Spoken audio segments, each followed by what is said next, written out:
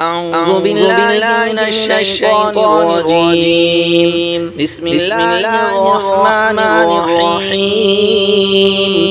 يسبح لله ما في السماوات وما في الأرض الملك القدوس العزيز الحكيم. هو الذي بعث في الأميين رسولا منهم يتلو عليهم آياته ويزكيهم ويعلمهم الكتاب والحكمة وإن كان من قبل لفي ضلال مبين.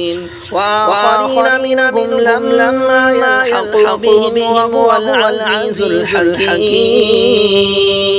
ذلك فضل الله يؤتيه من يشاء والله ذو الفضل العظيم. مثل الذين حملوا التوراة ثم لم يحملوها كمثل الحمار يحمل أسفارا بئس مثل القوم الذين كذبوا بآيات الله والله لا يهدي القوم الظالمين. قل يا أيها الذين هادوا إن زعمتم أنكم أولياء لله من دون الناس فتمنوا الموت إن كنتم صادقين ولا يتمنونه أبدا بما قدمت أيديهم والله عليم بالظالمين. قل إن الموت الذي تفرون منه فإنه ملاقيكم ثم تردون إلى عالم الغيب والشهادة فينبئكم بما كنتم تعملون. يا